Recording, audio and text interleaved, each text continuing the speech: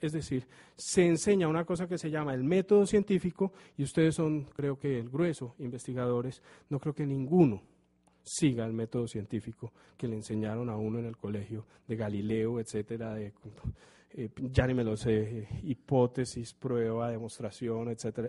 Eso creo que, aparte del día que a uno le dieron la clase de método científico, uno nunca volvió a utilizar eso en ningún laboratorio ni en ninguna parte.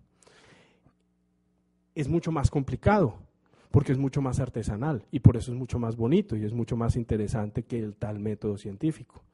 Y además, es inmoral porque les enseñamos a los estudiantes que lo importante es hacer buena ciencia, tener buenas ideas y no les enseñamos a gestionar esas buenas ideas y a promocionar esas buenas ideas.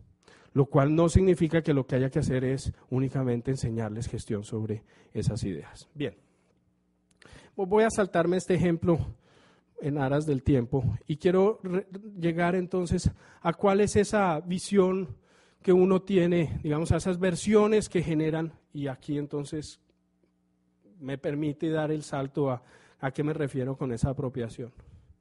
La versión simplista entonces de lo que me cuentan en cuanto a lo que es la historia de la ciencia, la sociología de la ciencia o la producción de conocimiento científico, es aquella que se basa en 3 conceptos básicos, que por demás les pediría que lo pusieran en el contexto del romanticismo de finales del siglo XIX, porque es idéntico y además traduce la misma estructura de la novela romántica del siglo XIX.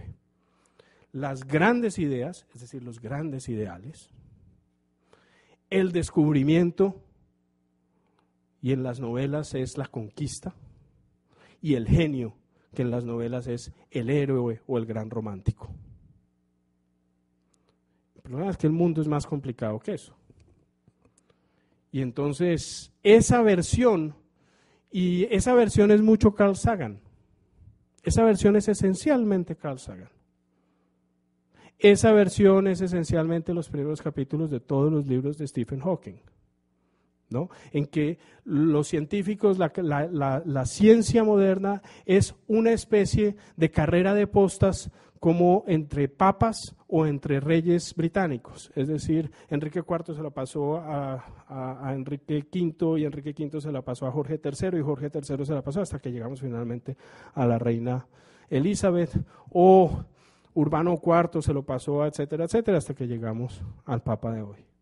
No hay contexto, no hay sociedad, no hay nadie más, solamente eso. En ciencia es, y díganme si a ustedes no se les ocurre, si a ustedes les dicen, dicte una clase sobre revolución científica, uno dice, a ver, ya, Copérnico, Galileo, Kepler, Newton. Y va, y uno busca esas 4 biografías y las dice una detrás de otra, sin mayor contexto. La versión compleja de eso es más complicada, porque la versión de eso es claro que hay ideas, pero además de las ideas hay intereses. Eso no permite separar entonces de manera tan clara ese mundo de hechos del mundo de valores. No es tan claro el momento del descubrimiento, lo que alguien escribió alguna vez de manera un poco humorística, pero que es buena mnemotécnicamente para recordar a qué se refiere uno con esto del momento del descubrimiento. Es lo que algunos llaman el momento eureka o el momento ajá, es decir, la idea de que a Einstein se le ocurrió la teoría de la relatividad en la ducha, o a Newton se le ocurrió cuando vio caer una manzana. Ese momento como la iluminación, como una especie de epifanía. Y del otro lado, o San Pablo, en efecto, el converso.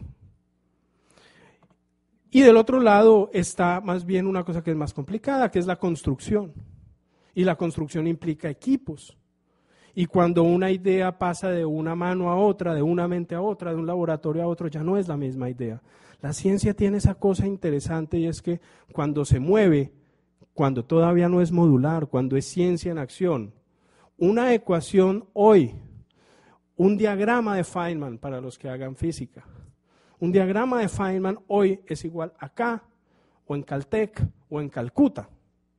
Y yo me puedo sentar con 3 personas y miramos el diagrama de Feynman y para los 3 es lo mismo. Claro, todos estudiamos el mismo libro.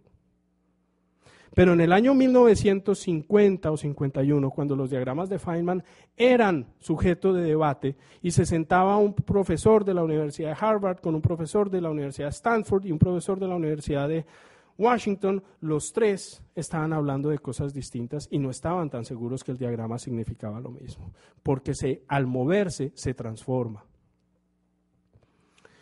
Y en vez del genio, entonces, ya no son individuos aislados, sino redes sociotécnicas.